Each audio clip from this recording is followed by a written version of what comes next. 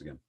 Hello, everybody. Welcome to another episode of the Raad Life. Today, I have a special guest with me, a fellow San Clementian who is right in the middle of that crossroads between science and virtual online services that have been accelerated by COVID. In this particular case, it is medicine. And as everybody knows, telehealth right now is very big. With a lot of practices basically going online. Ethan, welcome to the show. Thank you very much, Raad. Nice to be here. It's nice to have you. I was just saying, you are right there at that crossroad that's going on right now between online option provided services and things that traditionally may not have been delivered that way. In your case, in the field of medicine.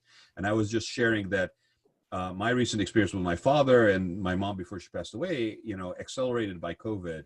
Not that I think we weren't on that path to begin with as a society, where a lot of this stuff was kind of going that way, but there was no sort of accelerated motivation or reason to basically veer away from the traditional way that services were provided. And here we are now, where you cannot do the traditional ways. You cannot go schedule yourself an appointment with the doctor. So a lot of telehealth was starting to happen. And I don't know that once you cross that bridge, that you ever go back completely to what it was before. And I think, so with that being said, tell us about your company. I said you were a fellow San Clementian, so I'm very proud with the hometown team today. Yes. But tell them about yourself, because this is not what you were in before. This is something you kind of took on 5 years ago, right? This is totally new. And this is all about augmented. So you have virtual reality and augmented reality, which a lot of people still don't know the difference.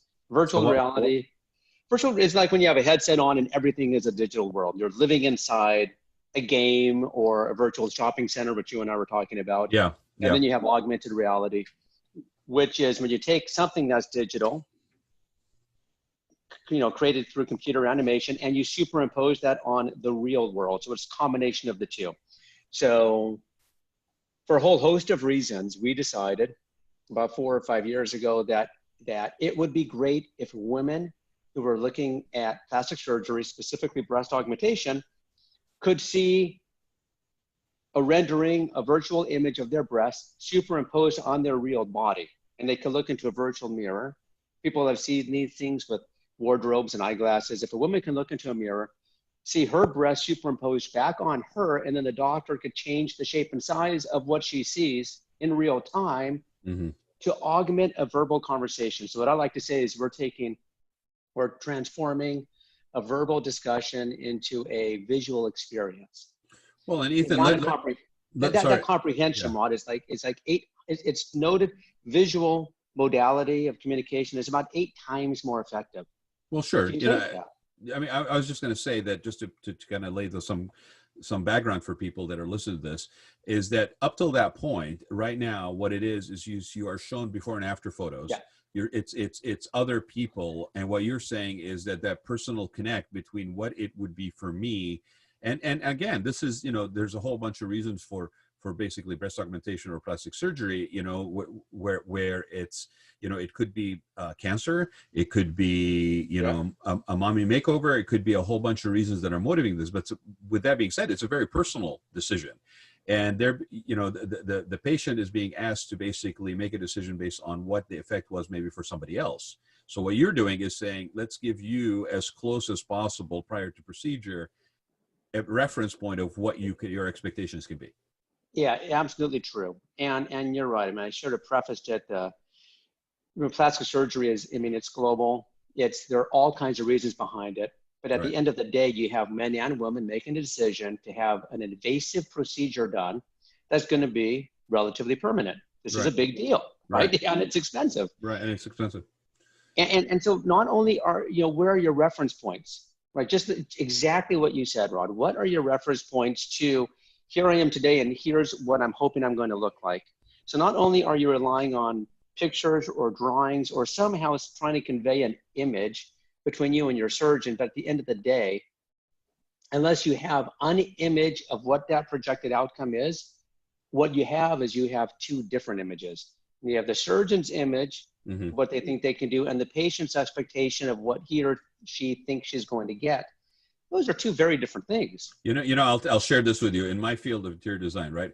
I can't, I could show pictures of finished product from other projects all day long, right? Hmm. Again, not only, I mean, just not to make this thing a money decision, but not only can I not I can, so I should say, I can get them to spend money faster if I give them a visualization relevant to their own space. And if I can Yes. give them a visualization relevant to their own space that can then be modified in front of them based on input that they are giving me, that is not only now a customized solution that is as an individual as they are, but it is Right. also a collaborative process that just got established.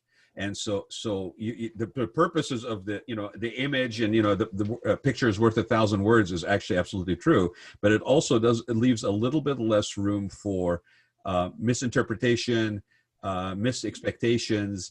And it's funny because the remarks I usually get on my stuff is, wow, it's exactly like the rendering you showed me. So I can totally understand, Right. and I'm actually very astounded that in something as expensive, as personal, as intrusive as a procedure of that nature, that the technology. I mean, kudos to you for making this leap because it is absolutely needed. I totally see it.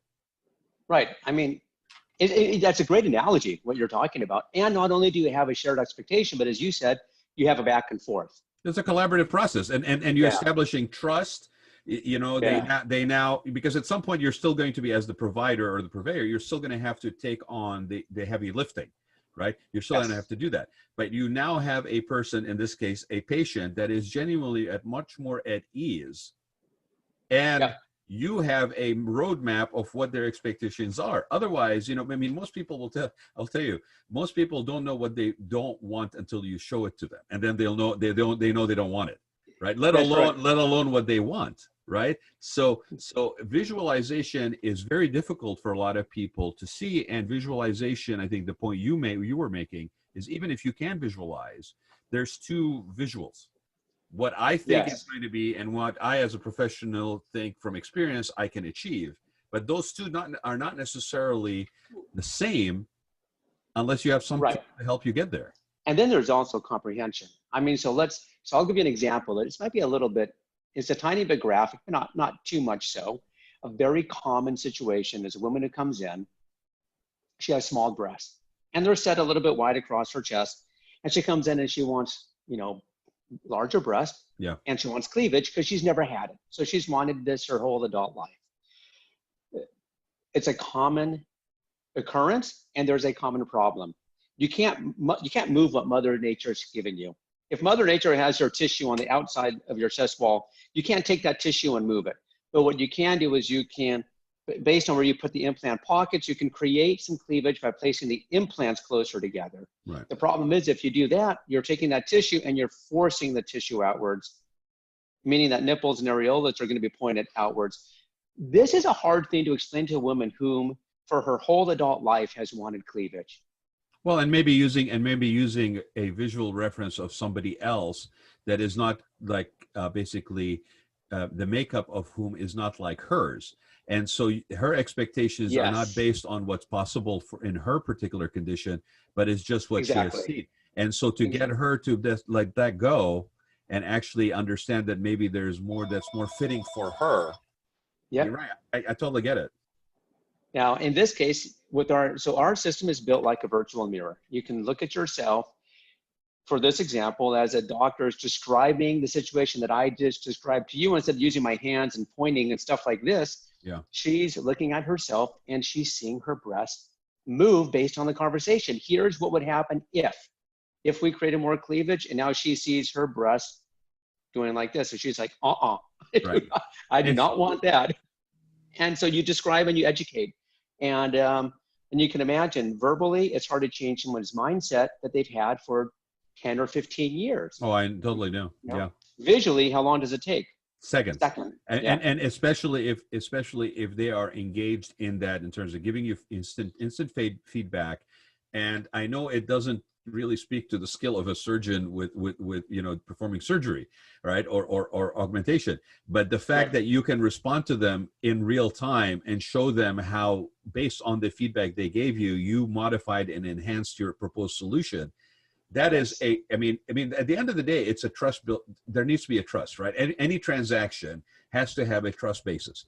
And something that's as personal as somebody basically cutting into you or basically, performing surgery on you, there's apprehension, there's anxiety, there's all this other stuff that doesn't necessarily come when I'm trying to sell somebody a piece of furniture or put a paint on the wall, right? But the idea is similar. If I can show somebody, like you're saying, and if there's a mirror, and the mirror, and by the way, the mirror interface, if you will, is pretty brilliant because it still has that sort of image aspect to it as well.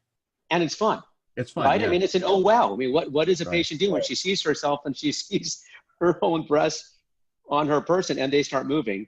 They get excited and they don't sit still like we do. As men, we're like this during conversations. Right. You put us in front of a mirror, we're pretty still. You Right. put a woman in front of a mirror and it's like, ooh, and and there's that wow effect. And it really makes the whole thing an experience, and it makes it, as you said, collaborative. It's really awesome to watch them respond. And you know what it does? It empowers women. Because in real time. And this is the thing I keep going back to, right? In real time. And, I start up with the show, I said, like we are experiencing a paradigm shift in how we behave. And I think it's affecting every aspect of our life. I mean, whether it's your kids and whether they're going to do distance learning or not this coming year, whether it's, how you were basically social distancing and still, assisting your parents who are elderly, but trying to keep safe. This is everything is changing. And, the old adage of the fact that you have to do something new in a different way for 30 days for it to become a habit, right? That's the old adage. Yeah, okay, exactly. Well, I got newsflash for people. We're at almost 6 months, not 30 days. So if it takes 30 days for a new habit to take form, imagine what happens after 6 months. There is no going back to the way we were used to do things. No, and there's a comfort level that's been built up. I mean, right now, probably 6 months ago, you would have had me come into the studio. Sure. For this, now I'm I'm in my little training studio in front of my Zoom. And 6 months ago, this would have been, or 3 months ago, an uncomfortable way for me to do this. And if you did it, I mean, if you're like me, when you did Zoom, it was like I clicked my phone. It was just another form of almost like telephone communication. I never really explored all aspects of it. I didn't really worry about whether I had the webinar feature or not, how many people I could bring on. Can I do a live feed on Facebook? I mean, all of that stuff, even though we've been using Zoom, let's say for the last 3 years or 2 years, all of those things were just like superfluous. I was like, oh, why do I need all of that stuff? If somebody's going to call me, I'm going to click my cell phone, and it's just a way that they want to communicate with me from overseas. Less cost. That's the only reason I use Zoom. And so now I'm finding different ways to use the technology. How quickly, were you surprised by how quickly we adapt to new technology? Yes. From a developer's perspective, from a user's perspective, everyone's becoming more comfortable really fast, so fast that almost in every case of technology, I think you'll find that, the demand outpaces the supply. A few things in life like that, right? It's true. It's true. I mean, from an R&D and business perspective, that's a great spot to be in because the demand is there, just hungry, waiting for somebody to deliver.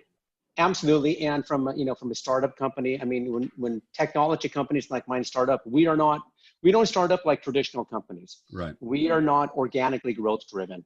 We don't take a product and try to get revenues to pay for the product and to develop more based on revenues. It's not revenue based. I mean, we are 5 years into this company. We don't have revenue. Mm-hmm. It's technology companies are investment based companies.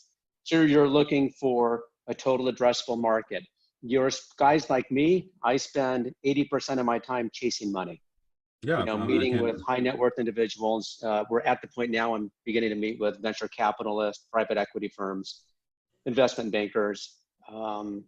That's how you drive these sort of new growth companies and technology. So it's great that you can recognize when there's a demand. Right. It's really hard when you've got to go build that supply side. Well, and you were sharing this with me earlier, to the expectations of the person, in this case, the plastic surgeon, their demands are, and their caliber of professionalism and the way that they practice their craft is at such a heightened, sophisticated level that anything that they are going to adapt to, which is new technology or new tools for them to use, will have to meet and exceed those sort of performance minimums, right? There's expectations that they have. And it has to fit into what they think the product is supposed to do, which isn't always what it's designed to do. And you and I can carry this on later. Basically, Yeah. I was going to say we're going to take a break right now. When we come back, I want to hear about that. I want to hear about how it's been to do that, because you're at the point where you're either ready to go or you're already there, and now you've got something serious for people to like invest in. I want to know how that road has been, how that journey has been. So we're going to take a break. When we come back, we'll pick it up where we left off. Awesome. Thanks, Raad. Thanks. Life is a journey. Each day we grow, taking us forward. And when we consider making a change, we need a way to visualize that change with confidence before making a decision. Now you can. The first step is to use the Mentor Visualizer, powered by Illusio, to visualize different options for your body. The next step is to find a surgeon that uses the professional-grade version of the Visualizer by Illusio to continue with more in-depth, customized visualization. Illusio uses a combination of 3D imaging technology and the artistic talent of a qualified surgeon to help you visualize your outcome in real time. Illusio's virtual mirror is a truly personalized and interactive way to see what you're going to look like, helping you best share your vision for your body with your surgeon. Welcome to Illusio. Ask your surgeon for your Illusio visualization today. Welcome back, everybody. We're back from our break, and we are visiting with Ethan today about their technology that is revolutionizing breast augmentation and how patients and doctors actually now can communicate for the very first time. Just to kind of recap a little bit before we went on the break, we were talking about how the technology now is providing the ability for the patient to literally visualize on their own body using your mirror interface what the surgery results would look like, versus before in the past it was, doctors' personal work of before and afters, or some sort of, the expectations were like you were expecting to maybe get this is what I can basically work towards, and it was never really personalized to the point where it took away the not knowing. And given the fact that the procedure is the nature that it is and has emotionalities that are associated with it for whatever reason, maybe it's reconstructive to an accident or cancer, whatever it may be, it's an emotional process, and there was a certain amount of leap of faith that was needed because you couldn't really see what you were going to get. And with your technology and the augmented reality component to it, it really makes that unknown almost go away to the point where this is what you and you had mentioned that also body types and particular physicalities have certain limitations, or they need a different approach. So, and you can recap on that if you don't mind, Ethan. I think that's a good spot for us to pick this up from is how people's expectation may be based on a visual they've seen in a magazine or something, but that their body type is not really able to do that. And so you need to get them to the point where they understand that. And this is a great tool to help them have the doctor do that. That's right, Raad. I mean, we probably could have picked any other body part and had a much easier time getting to that finish line than breast. I mean, there is nothing that's more variable. Shapes, sizes, types, all kinds of different indications with the woman's breast. And then you compound that with the woman's overall structure. Right. Shoulder width, overall weight, height, hips, tummy.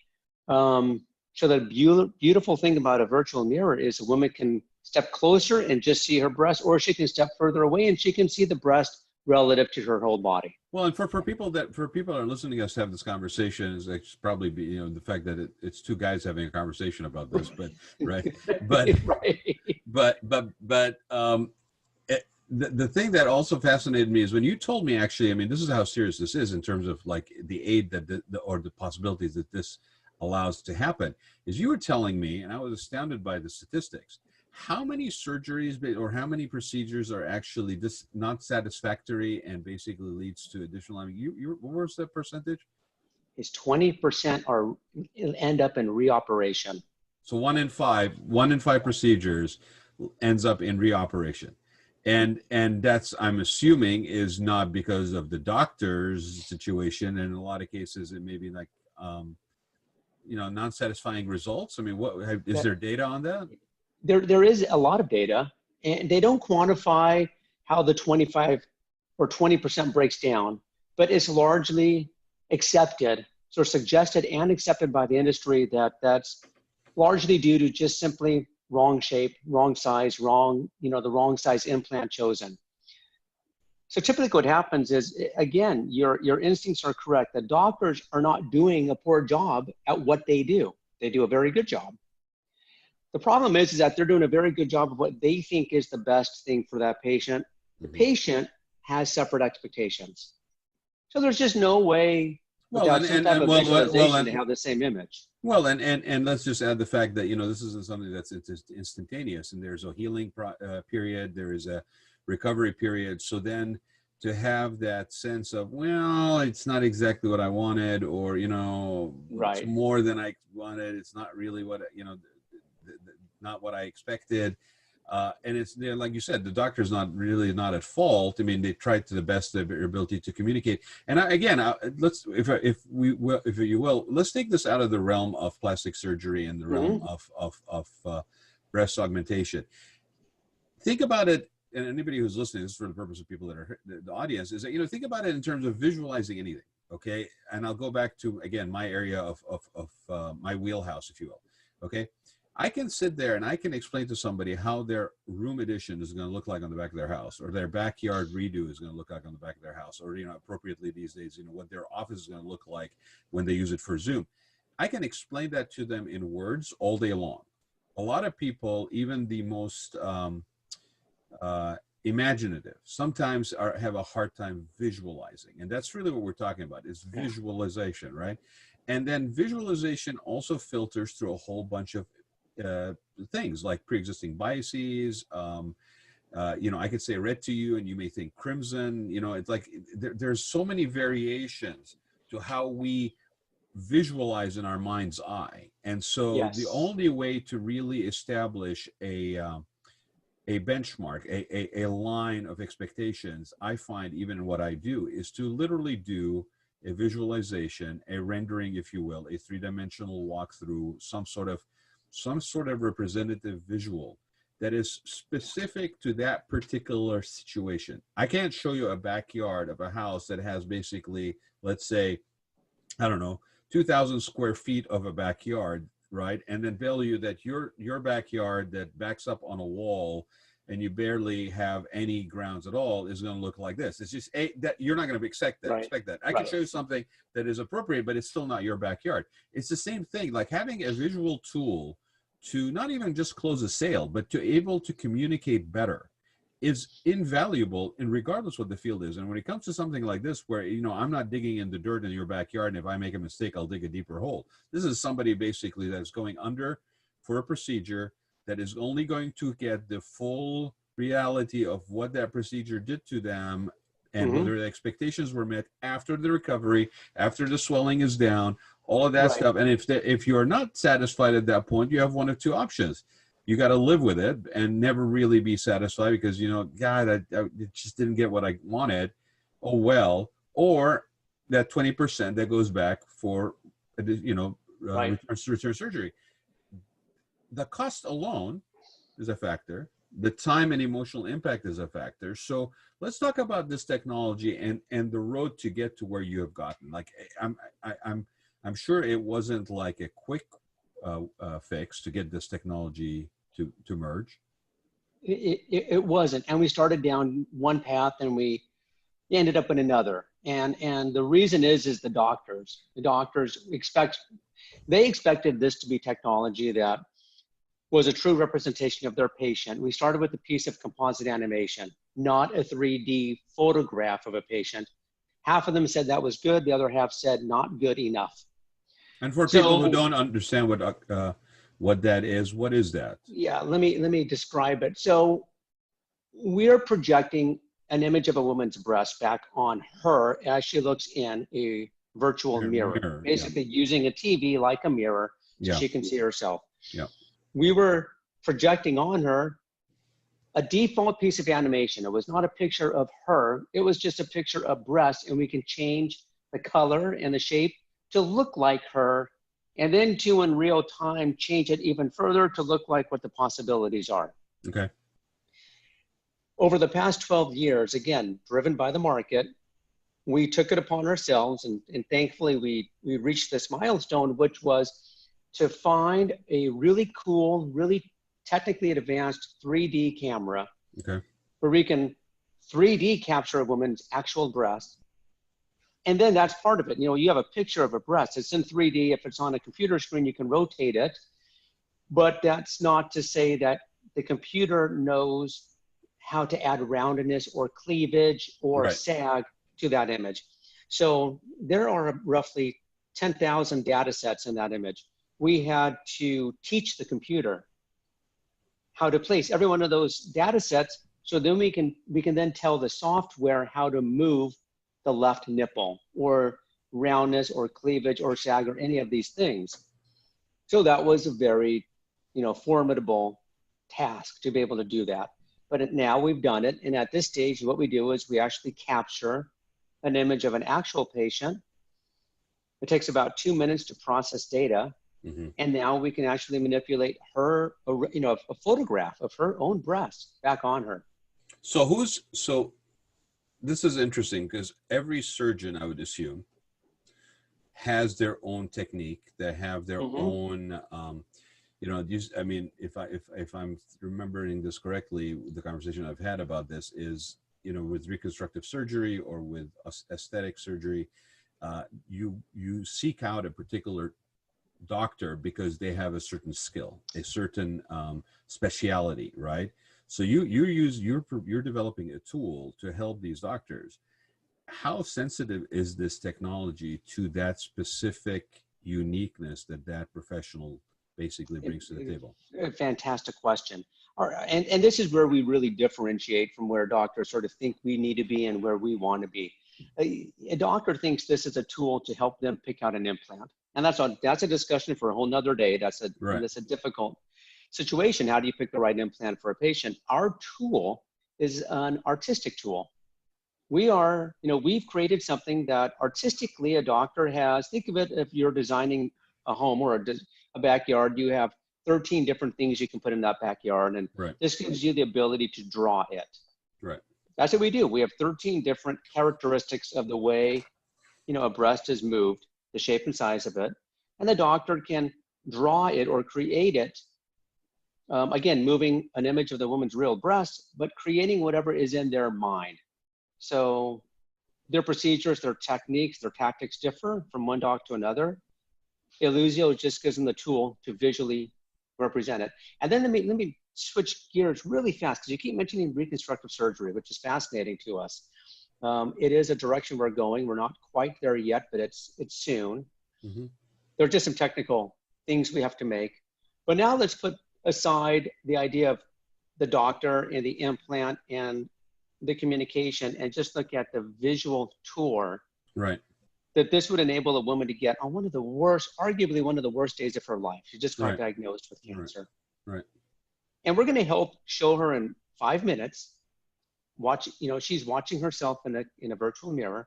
Right. And the doctor's taking her through the next 12 months journey. Right. Truncated into 5 minutes. Here you are today. Here you are post-mastectomy. Here you are through the reconstructive process. Right. Here you are at the end of the 12-month journey. Your breasts have been built back up. The scars have diminished. Mm-hmm. And the psychological impact of that 10-minute journey, if you will, which is a snapshot, to tone back the fears of everything that they're learning on that horrible day. Right.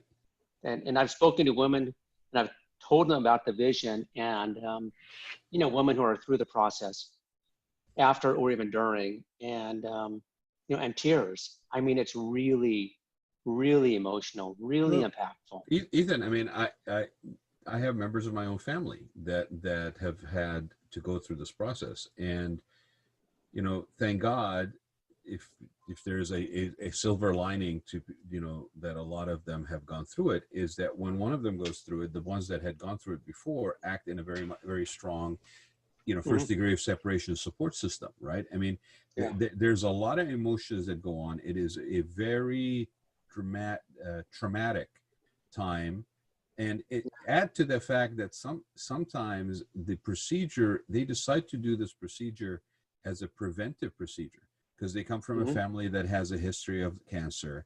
They're looking at possibility of getting ahead of it, if you will, right? And I've seen situations, and I've heard of situations where people have basically opted for a double mastectomy. It's because if I'm going to do it, I'm going to just do it and make sure that I eliminate the risk as much as possible because I have a history in family. So it is a traumatic decision to make, and then after the fact, as much as you can prepare yourself, as we know in all things, when you're in it, when it's happened, it is a totally different reality. So for having something like this that could provide an emotional aid, if you will, to help them through that period by showing them what the possibilities realistically are going to be, right? Not just pie in the sky, oh, we'll take care of it later. Let's focus on your mental well-being right now. It could very well be a very useful tool just to deal with the emotional and psychological impact of the surgery. Yeah. I mean, even in advance of the surgery, to be honest with you, right? You're going in and you're having surgery, and it's traumatic, and all kinds of demons are raised in it, and your family history is raised in it, and cancer and all of that stuff that goes with it. I mean, it is traumatic for women. I think when they even get the call of saying, "Wait a minute, there's a shadow. I don't know. We need to arrange for a procedure, a biopsy, to try to find out what's going on." That alone is traumatic. So let alone now you have basically faced with the reality that you have to have the surgery. And here is the thing. But I'm fascinated by that because also, we're talking about breast augmentation right now. We're talking about reconstructive surgery. We're talking about cancer, and we're talking about women, right? But I think this technology that you're developing, especially through the interface of a mirror, right, is limitless to what you could do relevant to body image and reconstruction of whatever. I mean, and the breasts are very particular because it's almost like the hardest thing you're going to pick, like you said, right? Right. But I think about, facial reconstruction, things of that nature, where you're not just showing somebody a picture of something else. You're actually dealing with them on a one-on-one. This is you that we are basically showing you what's going to happen to. Yeah. It changes the discussion into an experience. It really does. And it makes it not only more real, the comprehension value is heightened tremendously from both parties. So where are you in terms of this getting to market? In terms of, I mean, are you done with your developmental side? Is this being rolled out in an trial basis somewhere? Where are you? We're at the end of the trial basis. So we spent about 2 years in trials and additional development. Okay. Now we're ready for really a global launch. So we're partners with the #1 breast implant company in the world called Mentor Worldwide. Mentor, they're close to here in San Clemente. They're right in Irvine. They're part of the Johnson & Johnson medical device family of businesses. Fantastic partners, couldn't be any better. And they're rolling us out efficiently or effectively in just a few weeks. Wow. So we tap into their sales base. They have about 80 to 100 salespeople who are already selling to plastic surgeons. Right. And we have a contract with them, and the belief is if their surgeons use this visualization, Illusio visualization, then they'll convert more patients, buy more implants. And we're doing the same thing overseas. We have about to sign a distribution agreement in the Middle East. That's going to give us access to 13 countries in the Middle East. And an additional contract is being signed with 3 countries in the EU. That's amazing. And just how long has it been? I mean, you got 2 years of trials, right? Yep. And then what did you say, 12 years before that? No, 2 to 3 years before that. So the inception of the idea was about 5 years ago. You go out, you raise money, you get your friends and family to, back you, and you build an early test phase, and then you start finding people to build this thing, because I am far from the smartest one in the group. I'm on the bottom end. I got to go find people who are much, much brighter than I am and somehow put this vision into an actual application. And then you build something, and then you realize you need more money, so you go back out, and now you become an expert at fundraising. And we've gone through the gamut. We even did what's called a Regulation A crowd fund that's SEC regulated. Mm-hmm. So, we put this out on the open market pretty much, almost like an IPO, but for startup companies. That's awesome. And yeah. So, I usually ask this question in the beginning, and I didn't get a chance to ask it. What was the motivation? What was your motivation to do this? Like, I know this is not your past background, right? What made you, was this just here's an example of, recognizing a demand and the tools that were available were lacking? It was a lot of things, a lot of things. It was, I wanted to seek a lot more work-life balance, which I hope a lot of people who are listening to this realize that that's really important. Life is short.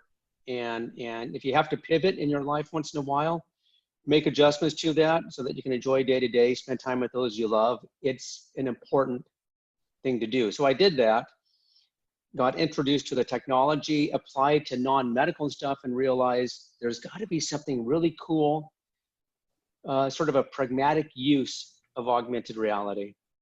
And then, when my cousin had performed surgery on my wife, the light bulb just went off. And then you start looking into it and realizing this just makes all the sense in the world. Well, and I appreciate you answering that question, Ethan. I had a feeling that, as always in cases like this, that there may be a personal reference point, a personal experience that triggers this, right? In your case, you had a family member that was a practitioner, and then you had basically your wife, basically, right? And so, and thank you for what you said, because not only is that balance, we always talk about that balance, right? But I think a lot of people perceive that it's an ideal that is not achievable. Right. Right. And I think any of us that have been just, head down and just rolling, in our back of our heads, oh, I'd love to have a balance. Man, it would be so nice to have a balance. Right. And then it's like, we just move on and you don't try. Yeah. But it is, if anything, I think this period where we were forced to slow down, like you've been doing this sort of, you've made a decision, you moved in this direction for five years, right? Some people have been kind of on the wheel, right? 9 to 5, 2 hours of driving, quality of life is shot. Saturday, you're pretty much prepping for the week, or Sunday you're prepping for the week. Saturday you're taking the kids, like the balance. Yeah. You're like, I'm just going around for this ride. I don't know how to get that balance, right? And I think the important thing to say, and by example, thank you for sharing, is that it is achievable. It is achievable. Yeah. You just have to commit to the fact that it's important enough for you to do that, to pivot. Pivot is a perfect word. I mean, I have been using the word pivot with this COVID pandemic so much, because if one word really just fully encompasses this period of the last 6 months for me, is that whether by choice or because you felt like you did not have a choice, you needed to pivot. And right. Good things come out of pivoting, right? Like, here's a perfect example. You pivoted. In the course of pivoting, you realize, and in personal experience, you realize that there was a need that wasn't being fulfilled, mm-hmm. right? That mm-hmm. you became sort of a pursuit, a passion, a mission, if you will, a cause to basically, champion and try to find a solution for. Right. And then on the work-life balance, I mean, look, I spent 20 years in the corporate grind, but I was doing well. I had a regular paycheck coming in, which afforded me the ability to step away from that and start all over again. But startup world is not easy, and you're not taking home a lot of money. I mean, in that paycheck that you're used to, at some point in the startup world, when you basically have left that, the safety of that edge of the pool, right? At some point you realize you're sitting there questioning yourself, like, why did I do that? Was that a smart move or not? That's right. Right. That's right. Part of the journey. But then you realize, the good thing about the startup world is I dictate what I need to do on a given day. Yeah. Some days that day is 1 hour long. Some days it's 10 hours long. And that's very different from the 9 to 5 job, because if I'm not being productive, then I'm not working. I'm doing whatever I want to do. Well, I always tell people, because I did that corporate path for almost about 8 years, right? And I tell people, you work harder for yourself than you ever worked for anybody else. Mm-hmm. And it's not that you don't have issues and problems, but they're your own issues and problems. They're not somebody else's that you've adapted, right? That's totally right. Yes. Right. And so it is, and in a way you're actually even, I mean, a lot of us that were doing 9 to 5 was never 9 to 5, right? But when you work for yourself, it's even more or less than 9 to 5. I mean, and if you're in a situation like this where you're developing something new that you're kind of basically inventing or bringing together, a culmination of technologies, or if you're trying to develop or create something, whether it be design or otherwise, from scratch, it literally is something that can hit you at 2 o'clock in the morning, and next thing you know, it's 6 o'clock in the morning, and you've been up for the last 4 hours, right? I mean, see, Raad, totally. Now we're bringing it 365, right back to the beginning, which is pivoting and COVID-19 and working on Zoom. It all comes down to productivity, a 24/7 clock, no longer a 9 to 5, and the world is adjusting to what, some of us have found it, others are going to be forced into it, just as you said. But it's interesting. The thing that really kind of like amazed me is just how quick we adapted. I mean, there are people that basically fight technology tooth and nail, right? And I understand that. A technology is a tool. It should never be where you are a slave to it, for sure. Right. I completely believe that, right? And it's very easy to do that. You get caught into the technology, and now it's what, what's the next piece, and what's the next piece? And I've done that, man. I have built those computers. I have upgraded and re-gutted them and rebuilt them, and all of that stuff back in the day. And I needed to have the faster modem, and had to have the faster, Yes. video cards and the faster processors and all of that stuff, right? What's interesting is at some point you get to the point where it's like, it is a tool. It is a tool that I have to be proficient about, right? It's like this right now. It's like you have to adapt to technology. It's not an option, right? You have to basically reimagine what your life looks like, because it's not an option, right? That's So right. the quicker you embrace that, the more that you are basically likely to find something that is joyful in it. And we're talking about your technology as something that is almost coming into its own at the right time, because now we're with all these telemedicine that's going on, right? I mean, Yes. I don't even have to be in that surgeon's office to use your technology, That's right. right? I mean, that's the future. That's not right today, but you're right. Absolutely. I mean, what are those? There's one in Fashion Island, I think. There's like a future medicine thing. When you walk in, it doesn't even look like a doctor's office. It looks like, like a concierge desk almost, right? Yes. And it's like body scanning and all this stuff. And the interesting thing about this is that technology's been there for a while. Like, like mapping somebody, whether it was something being used in the movie industry, or what, for virtual reality, or all kinds of special effects, right? The technology is there. It's just funny how the technology is starting to now manifest itself in daily life. That's exact pragmatic solutions for new technology, right? You can do a whole nother show on that. The first shows are always going to be like, if it comes to augmented reality or virtual reality, you have gaming and pornography. Those are going to be the first two things. Right. And then maybe gimmicky stuff like advertising. Well, but I mean, even with augmented reality for advertising, right? We're talking about, I was talking to some people, and they're like, well, I don't know how that's going to work. I said, well, it's actually very interesting for me as a designer, because now your seasonal advertising on your storefront does not actually have to be something that colors your windows, right? Mm-hmm. It could be an app interface on your phone. Yeah. And basically just think about the savings in terms of printing costs, in terms of build-up cost. All you have to do is basically visualize how you're going to introduce it or present it to the end user. But you don't you can compete it kind of levels the playing field, just like with like internet level the playing field for online marketing and e-commerce. Augmented reality is going to kind of like level the playing field, I think, for a lot of people that are nowhere able to produce digital content at a price point because of the size of their business. And so they were basically always left behind. And now all of a sudden it's the price of entry is a lot less. The impact is a lot more. The platform allows for sophisticated, product delivery. And here it comes. I mean, we're talking about augmented reality still in 2020, like it's something that's, sci-fi. by 2025, we may be looking at it the same way as we would order a brochure, a trifold. I mean, it's just. I totally agree. I mean, and you were right. This stuff has been around for a while. Why hasn't it all caught on? I don't know. Maybe not enough developers are saying, find that pragmatic use for it. In 5 years from now, I hope it's much more day-to-day for all of us, because there are so many applications and implications.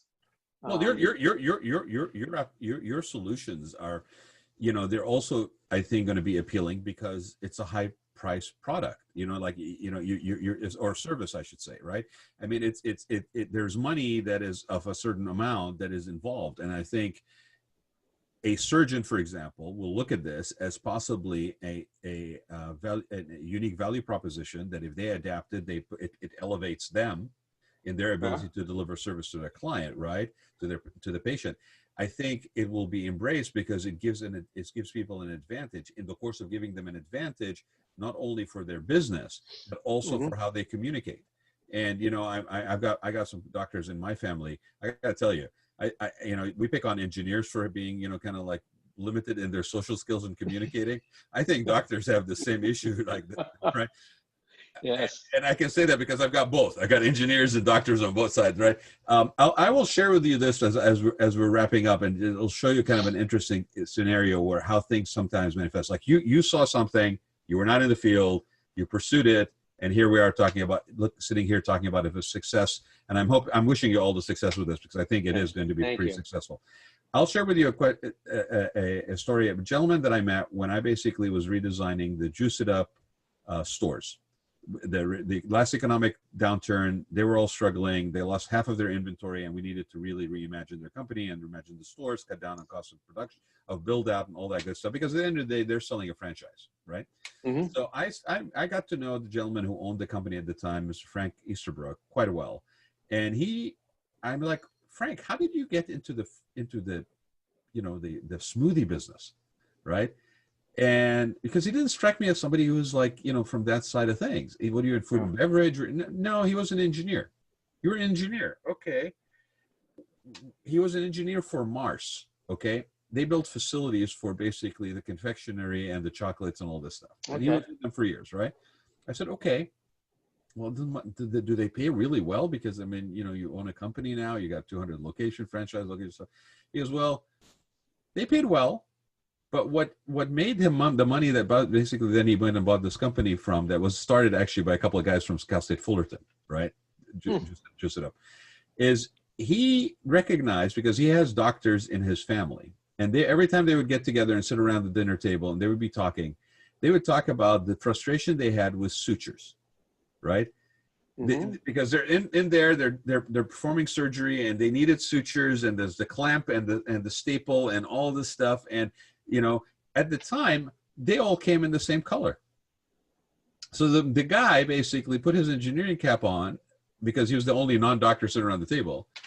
And he basically designed a color-coded system for staples and staple applicators. Mm-hmm. Mm-hmm. He then basically had machines that were producing that stuff in rooms that they were totally automated and barely had any lighting even on the ceiling. Like he had these warehouses just churning out the stuff.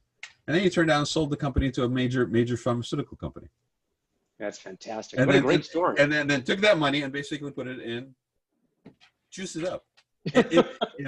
Wow. It really, to your point, he basically was in a similar situation. He was in a corporate environment. There was no sort of balance. He has his kids. He was having his grandkids. He wanted to find a way to basically maintain his standard of living, maybe even improve it, pass something on to his kids, but he looked at something. So as an engineer for a large multinational corporation, to just let go of the edge, sort of the safety of the edge of the pool, take a completely different direction based on something that he recognized was a demand that was not fulfilled. Right. And then turn that into a company that basically was selling, consumer goods and like basically a treat. And then he sold that company a couple of years ago. And he's sailing his sailboat and basically spending time with his grandkids. That's awesome. So the journey takes many turns, right? And you sometimes just kind of have to get out of your own way and see where the road takes you. Yeah. Well, I appreciate it's a fun journey. You know what? It's exciting. You don't know what's around the next corner, but you know Right. that you have the skills to navigate it. So I appreciate taking the time, Ethan, today. I really do. I am very excited about what you're doing, and I really am excited about the fact that it's in San Clemente, that you're based. It just gives me a lot of more pride, one town, one team kind of thing. Awesome. So stay in touch. Let me know what's going on, We will, and Rod, for sure. and you know, maybe next time, actually, if you're open to it and if they're open to it, I would love to have you come on maybe with some of these doctors that you guys used in your trial period, and Yeah. maybe have them give their feedback, because I think the technology application applies across medical fields, across other things. So that engagement of a new technology, how it is basically introduced, how it's tested out, how it's basically then embraced by the industry or the profession. I think that's an interesting story to share. Regardless, I mean, we're talking about breasts here, but you know, regardless what it is, I think that journey, that collaboration between you and them during a trial period, I don't usually hear about that story. I hear about the end results and I hear about what, you know, the technology development, but that partnership between the two that make it possible to go through that trial period, I don't Yeah. usually hear that. I'd love to hear that, actually. So Happy to. consider that an invitation to you. You just let me know when. That's fantastic. All Rod, right. thank you very much, man. My Thank you. pleasure. Thanks everybody for joining us. I hope you find this very informative as I did. And hey, we got talked about breasts for about an hour, so you know. It could And be worse. and ladies, no disrespect. I really hope that you listen to this, because I think for members of my family, I wish this was around when they were going through it, because just the emotional journey that is involved in something like this, anything that helps anybody deal with that stress and anxiety that comes with it in any way that is lessened, I am all for. So thank you, Ethan, for doing that in what you are doing, because it is definitely not lost on me as being something that comes out of this. Fantastic. Thank you, Rod. Thank you.